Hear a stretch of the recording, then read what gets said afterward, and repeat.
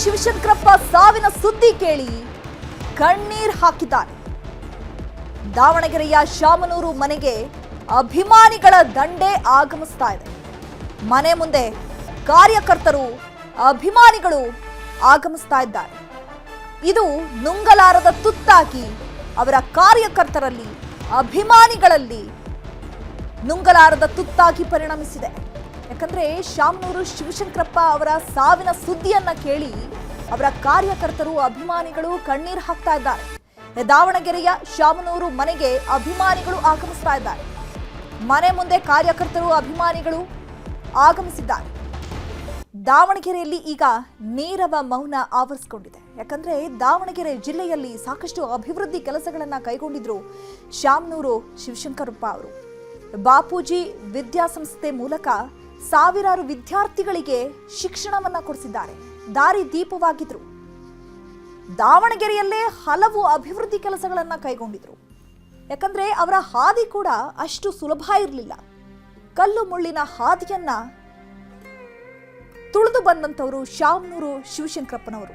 ಯಾಕಂದ್ರೆ ಅವರು ಕೂಡ ರಾಜಕೀಯಕ್ಕೆ ಸುಲಭವಾಗಿ ಬಂದಂತಹ ವ್ಯಕ್ತಿ ಅಲ್ಲ.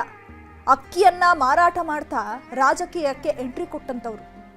ಸತತ ರಾಜಕೀಯದಲ್ಲಿ 35 ವರ್ಷಗಳನ್ನ ಕಳೆದಿದ್ದಾರೆ. ಸಾಕಷ್ಟು ವ್ಯಕ್ತಿಗಳಿಗೆ, ಸಾಕಷ್ಟು ಜನರಿಗೆ ಪ್ರೇರಣೆ ಆಗಿದ್ದಾರೆ. 95 ವರ್ಷ ವಯಸ್ಸಿನಲ್ಲೂ ಕೂಡ ಅವರು ಲವಲವಿಕೆಯಿಂದ ಇರ್ತಾ ಇದ್ರು, ನಗನಗ್ತಾ ಮಾತನಾಡ್ತಾ ಇದ್ರು.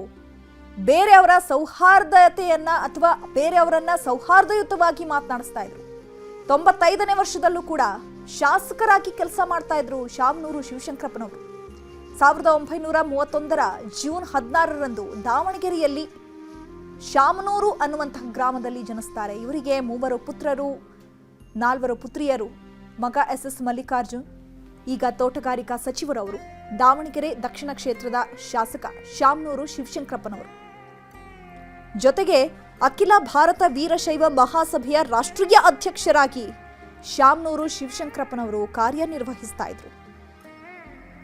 ಶಾಮನೂರು ಶಿವಶಂಕರಪ್ಪ ಅವರ ಅಂತಿಮ ದರ್ಶನಕ್ಕೆ ಈಗಾಗಲೇ ಗಣ್ಯರು ಕೂಡ ಆಗಮಿಸ್ತಾ ಇದ್ದಾರೆ. ಈ ಬಗ್ಗೆ ಮತ್ತಷ್ಟು ಮಾಹಿತಿಯನ್ನ ಕೊಡ್ತಾರೆ ನಮ್ಮ ಪ್ರತಿನಿಧಿ ಸಂಜಯ್. ಫೋನ್ ಸಂಪರ್ಕದಲ್ಲಿ ಜಾಯ್ನ್ ಆಗಿದ್ದಾರೆ. ಸಂಜಯ್, ಶಾಮನೂರು ಶಿವಶಂಕರಪ್ಪನವರ ನಿಧನದ ಸುದ್ದಿಯ ತಿಳಿದ ಬಳಿಕ ಅವರ ಮನೆಯಲ್ಲಿ ಯಾವ ರೀತಿಯಾದಂತಹ ಪರಿಸ್ಥಿತಿ ಇದೆ? ಅಭಿಮಾನಿಗಳು, ಕಾರ್ಯಕರ್ತರು ಜಮಾಯಿಸ್ತಾ ಇದ್ದಾರಾ? ಅಲ್ಲಿನ ಪರಿಸ್ಥಿತಿ ಹೇಗಿದೆ?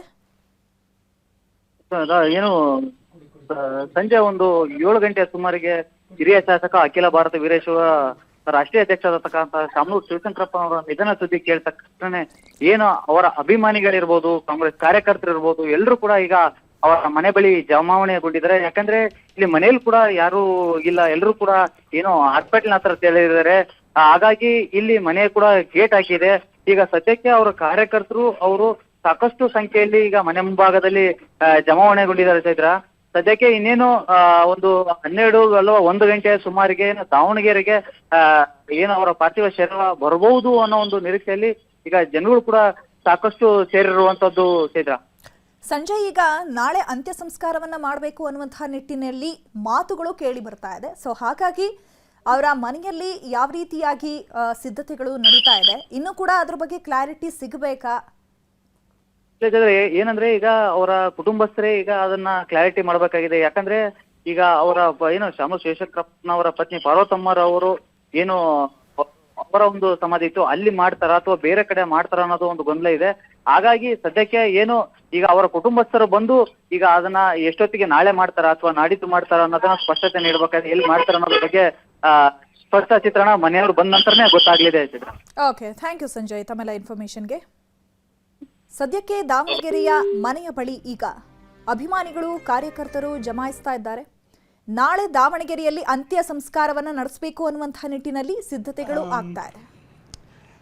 ಅಕ್ಟೋಬರ್ 23ಕ್ಕೆ ಆಸ್ಪತ್ರೆಗೆ ಅಡ್ಮಿಟ್ ಆಗಿದ್ರು. Age related issues were there. ಬೇರೆ ಬೇರೆ ಪ್ರಾಬ್ಲಮ್ಸ್ ಇತ್ತು. ಚೆನ್ನಾಗೇ ಇದ್ದರು, ಅದೇ ಸ್ಥಿತಿನಲ್ಲಿ ಕಂಟಿನ್ಯೂ ಆಗಿದ್ದರು. ಅನ್ಫಾರ್ಚುನೇಟ್ಲಿ ಇವತ್ತು 6:20ಕ್ಕೆ ಶಾಮನೂರು ಶಿವಶಂಕರಪ್ಪನವರು ತೀರ್ಕೊಂಡಿದ್ದಾರೆ.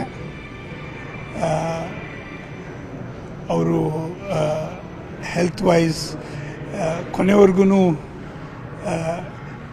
ಕಂಫರ್ಟಬಲಾಗಿ ಚೆನ್ನಾಗೇ ಇದ್ದು ಇವತ್ತು ಸಾಯಂಕಾಲ 6:20ಕ್ಕೆ ಕೊನೆ ಉಸಿರೆಳೆದಿದ್ದಾರೆ. ಅವರು ಮಕ್ಕಳು ಮಲ್ಲಿಕಾರ್ಜುನ್ ಅವರು, ಗಣೇಶ್ ಅವರು, ಬಕೇಶ್ ಅವರು ಎಲ್ಲ ಸೇರ್ಕೊಂಡು ಡಿಸ್ಕಸ್ ಮಾಡ್ತಾಯಿದ್ದಾರೆ. ಇನ್ನೂ ಒಂದು ಅವರಲ್ಲಿ ಹೇಗೆ ನೆಕ್ಸ್ಟ್ ಏನು ಅಂತ ಅವರು ಹೇಳ್ತಾರೆ. ಆಸ್ಪತ್ರೆ ಕಡೆಯಿಂದ ಎಲ್ಲನೂ ರೆಡಿ ಮಾಡಿದ್ದೀವಿ.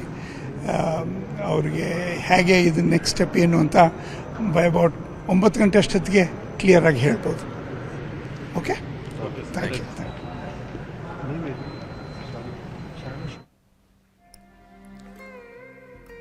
ವೀರಶೈವ ವಿಧಿವಿಧಾನದ ಪ್ರಕಾರವೇ ನಾಳೆ ಅಂತ್ಯಕ್ರಿಯೆಯನ್ನ ನೆರವೇರಿಸಲಾಗುತ್ತೆ ಅನ್ನುವಂತಹ ಮಾಹಿತಿಗಳು ಈಗ ಲಭ್ಯ ಆಗ್ತಾ ಇದೆ.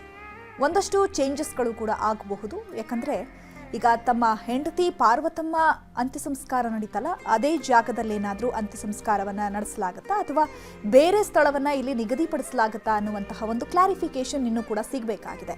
ಜೊತೆಗೆ ಈಗ ಬೆಂಗಳೂರಿನ ಖಾಸಗಿ ಆಸ್ಪತ್ರೆಯಲ್ಲಿ ಶಾಮನೂರು ಶಿವಶಂಕರಪ್ಪನವರು ನಿಧನ ಹೊಂದಿರೋದ್ರಿಂದ ವೈದ್ಯರು ಕೂಡ ಈಗ ಅಧಿಕೃತವಾಗಿ ಪ್ರಕಟಣೆ ಮಾಡಬೇಕಾಗತ್ತೆ. ಜೊತೆಗೆ ಹೆಲ್ತ್ ಬುಲೆಟಿನ್ ಕೂಡ ರಿಲೀಸ್ ಮಾಡಬೇಕಾಗತ್ತೆ. ಯಾಕಂದ್ರೆ ಕಳೆದ 1 ತಿಂಗಳಿಂದನೂ ಕೂಡ ಶಾಮನೂರು ಶಿವಶಂಕರಪ್ಪನವರು ಆಸ್ಪತ್ರೆಯಲ್ಲಿ ಚಿಕಿತ್ಸೆಯನ್ನು ಪಡೆದುಕೊಳ್ತಾ ಇದ್ರು. ಈಗ ಚಿಕಿತ್ಸೆ ಫಲಿಸದೆ ಶಾಮನೂರು ಶಿವಶಂಕರಪ್ಪನವರು ಈಗ ವಿಧಿವಶರಾಗಿದ್ದಾರೆ.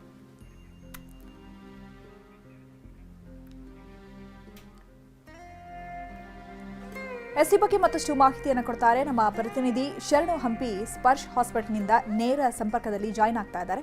ಶರಣು ಹಂಪಿ, ಕಳೆದ 1 ತಿಂಗಳಿಂದನೂ ಕೂಡ ಶಾಮನೂರು ಶಿವಶಂಕರಪ್ಪನವರು ಆಸ್ಪತ್ರೆಯಲ್ಲಿ ಚಿಕಿತ್ಸೆಯನ್ನು ಪಡೆದುಕೊಳ್ತಾ ಇದ್ರು. ಸೊ ಎಷ್ಟೊತ್ತಿಗೆ ಅವರು ನಿಧನರಾದರು, ಏನೆಲ್ಲ ಟ್ರೀಟ್ಮೆಂಟ್ಗಳನ್ನು ಪಡ್ಕೊಳ್ತಾ ಇದ್ರು, ಜೊತೆಗೆ ವೈದ್ಯರು ಇದ್ರ ಬಗ್ಗೆ ಅಧಿಕೃತವಾಗಿ ಪ್ರಕಟಣೆಯನ್ನು ಹೊರಡಿಸಿದ್ದಾರೆ, ಅದ್ರ ಬಗ್ಗೆ ಏನಾದರೂ ಸ್ಪಷ್ಟತೆ?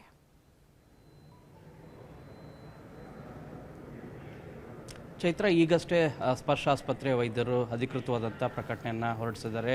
ಹಿರಿಯ ಶಾಸಕ ಮತ್ತು ಮಾಜಿ ಸಚಿವ 94 ವರ್ಷದ ಹಿರಿಯ ಜೀವಿ ಶಾಮನೂರು ಶಿವಶಂಕರಪ್ಪ ಲಿಂಗೈಕ್ಯರಾಗಿದ್ದಾರೆ ಅನ್ನೋದು ಈಗಷ್ಟೇ ಅಧಿಕೃತವಾಗಿ ಘೋಷಣೆ ಕೂಡ ಆಗಿದೆ. ಸೊ ಈ ವಿಷಯ ತಿಳಿದ ಕೂಡಲೇ ಸಾಕಷ್ಟು ಎಲ್ಲ ಅಭಿಮಾನಿಗಳಿರ್ಬೋದು, ಅವರ ಮಕ್ಕಳೆಲ್ಲರೂ ಕೂಡ ಆಸ್ಪತ್ರೆ ಹತ್ತ ದೌಡಾಯಿಸ್ತಾ ಇದ್ದಾರೆ. ಅವರ ಮಗ SS ಮಲ್ಲಿಕಾರ್ಜುನ್ ಅವರು ತಿರುಪತಿಗೆ ಹೊರಟಿದ್ರು. ಸೊ ತಿರುಪತಿಯಿಂದ ಈಗ ಬರ್ತಿದ್ದಾರೆ ಅನ್ನುವಂಥ ಮಾಹಿತಿನೂ ಕೂಡ ಲಭ್ಯ ಆಗ್ತಾ ಇದೆ. 9:30ಕ್ಕೆ ಖಾಸಗಿ ಆಸ್ಪತ್ರೆ ಅಂದರೆ ಸ್ಪರ್ಶ ಆಸ್ಪತ್ರೆಯಿಂದ ಆಸ್ಪತ್ರೆಗೆ ಆಗಮಿಸಿ ಇಲ್ಲಿ ಪರಿಶೀಲನೆಯನ್ನು ಮಾಡಿದ ನಂತರ ಮುಂದೆ ಏನು ಮಾಡಬೇಕು, ಮುಂದಿನ ವಿಧಿವಿಧಾನ ಏನಿದೆ ಇವುಗಳ ಬಗ್ಗೆ ನಿರ್ಧಾರವನ್ನು ಕೈಗೊಳ್ಳಲಿದ್ದಾರೆ.